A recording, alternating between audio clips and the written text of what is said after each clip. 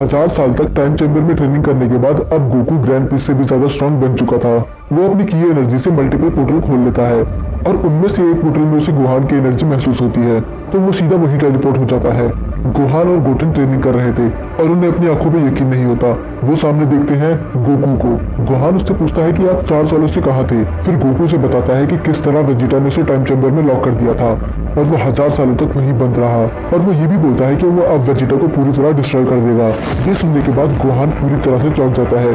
उसे यकीन नहीं होता कि गोकू 1000 साल से टाइम चेंबर में लॉक था और उससे भी बड़ी बात ये काम वेजिटा ने करा। पर फिर भी गोहान गोकू को समझाता है कि उसकी कोई ना कोई मजबूरी रही होगी। पर अब गोकू को और कुछ नहीं सुनना था, क्योंकि 1000 साल से बस उसके दिमाग में एक ही चीज घूमती रही है, वो है रिवेंज। और गोकू बोलता है कि अगर कोई मेरे बीच में आया तो मैं उसे भी नहीं छोड़ूंगा। ये सुनने के बाद गोहान उस पर अटैक करने जाता है उसे रोकने के लिए, पर बस उसकी की और ऐसे ही गोहान इतनी दूर जाके गिर जाता है और गोहान वहीं पर बेहोश हो जाता है। अब गोकू का कोई दोस्त, कोई फ्रेंड या फिर कोई फैमिली नहीं थी, तो वो सीधा जाता है वेजिटा के पास और वेजिटा और बुल्मा दोनों ही देख के उसे चौंक जाते हैं। वेजिटा बोलता है कि तुम अभी तक जिंदा कैसे हो, तुम्हें तो अभी तक मर जाना चाहिए था। और गोकू कहता है कि अब तुम्हें इसकी कीमत चुकानी पड़ेगी। बुल्मा उसे समझाने जा ही रही होती है, पर वेजिटा मना कर देता है और जैसे ही बुल्मा कुछ बोलने वाली होती है वो गोकू में कुछ तेज देखती है। वो पहले वाला गोकू बिल्कुल नहीं था। अब उसकी आंखों में वो इनोसेंस नहीं थी जो पहले हुआ करती थी। अब वो एक मॉन्स्टर बन चुका था।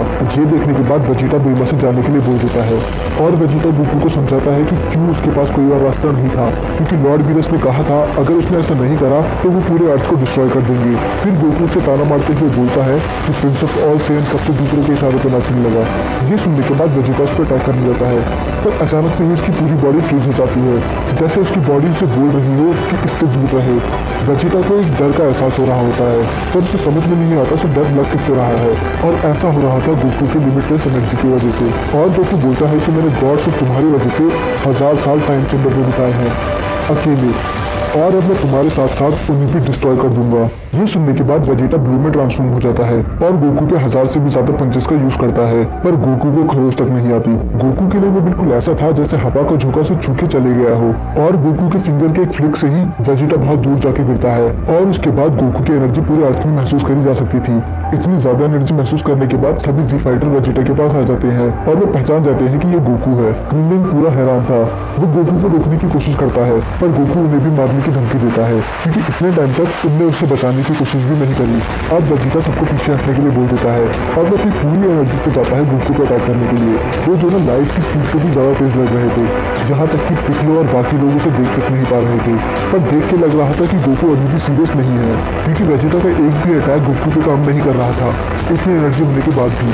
फिर वो वेजिटा को एक पंच पे ही नीचे गिरा देता है और वो अपने एक हाथ से स्पीड बॉम्ब बनाता है, जिससे वो वेजिटा को डिस्ट्रॉय करने वाला था, पर वो स्पीड बॉम्ब हवा में ही गायब हो जाता है और गोकू हैरानी से पीछे देखता है और पीछे खड़े होते हैं लॉर्ड वीरस। लॉर्ड वीरस को गोकू की एनर्जी तभी महसूस हो गई थी जब वो अर्थ से आया था, और वो गोकू से पूछते हैं कि आखिर तुम बाहर कैसे निकले, और वो उसे ये भी बताते हैं कि उनके पास और कोई रास्ता नहीं था। सभी गॉड्स का यही मानना था कि तुम पूरे मल्टीवर्स के लिए खतरा हो, तो मुझे तुम्हें लॉक करना ही पड़ा। और गोकू हंस के बोलता है कि अच्छा हुआ तुम ही इधर आ गए, क्योंकि इनके बाद में तुम्हें ही मारने वाला था। यह सुनने के बाद लॉर्ड वीरस का थोड़ा एक्सप्रेशन चेंज हो जाता है।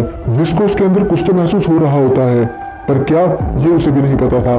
बस उसे इतना पता था कि ये गोकू पहले वाले गोकू से बिल्कुल ही अलग है, और वो बोलते हैं कि अब ये काम मुझे ही करना होगा। शुरू में तो ऐसा लगता है कि लॉर्ड वीरस गोकू पे भारी पड़ रहे हैं। बाद में गोकू हंस के बोलता है, क्या तुम बस इतने ही स्ट्रांग हो, अभी तो मैंने ट्रांसफॉर्म भी नहीं करा।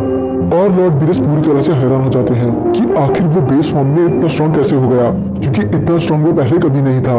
अब लॉर्ड वीरस अपनी पूरी एनर्जी का यूज करते हैं और वो इतनी खतरनाक थी कि धीरे धीरे पूरा अर्थ डिस्ट्रॉय हो रहा था और गोकू के सभी दोस्त उसमें मर जाते हैं। अब लॉर्ड वीरस अपनी ट्रू फॉर्म में थे, पर इसको देखने के बाद भी गोकू को बिल्कुल हैरानी नहीं होती और वो दोनों फिर से फाइट करने लग जाते हैं। अब लॉर्ड वीरस गोकू को थोड़ी टक्कर दे पा रहे थे, पर अचानक से ही गोकू ट्रांसफॉर्म हो जाता है, और ये देखने के बाद विश के होश उड़ चुके थे। उसकी एनर्जी इतनी थी कि वो मेजर भी नहीं कर पा रहा था। अब गोकू लॉर्ड वीरस पे की ब्लास्ट अटैक करता है और विश उन्हें वार्न करता है कि अगर आप इससे टकराए तो आपकी जान चली जाएगी, और वो खुद उस अटैक के सामने आ जाता है और लॉर्ड वीरस को बोलता है कि आपको अभी यहाँ से जाना ही होगा, आप इसे नहीं रोक सकते। और ये कहने के बाद विश मर जाता है। लॉर्ड वीरस पूरी तरह से हैरान हो जाते हैं। अब उनके पास और कोई रास्ता नहीं था यहाँ से भागने के अलावा, और इस अटैक से पूरा का पूरा अर्थ डिस्ट्रॉय हो जाता है। पर जो उसने करा उसे उसका गिल्ट बिल्कुल नहीं था। और दूसरी तरफ दिखाया जाता है कि गोकू और बुल्मा प्लैनेट डिस्ट्रॉय होने से पहले ही वहां से जा चुके थे। अब गोकू अपनी इंस्टेंट ट्रांसमिशन की मदद से बीरस के पास जाता है और वो देखता है कि वहाँ बीरस अकेले नहीं थे। पूरे 12 यूनिवर्स के गॉड गोकू के सामने खड़े थे और वो उसकी नई फॉर्म देख के चौंक जाते हैं। और गोकू सबसे बोलता है कि तुम सब मिलके भी मुझे नहीं रोक सकते, क्योंकि मैं अब खुद ग्रैंड प्रीस्ट से भी ज्यादा स्ट्रॉन्ग हूँ। किसी गॉड्स को यकीन नहीं आता और लॉर्ड बीरस बोलते हैं कि मुझे ग्रैंड प्रीस्ट के बारे में नहीं पता, पर इसने भी उसको मार दिया।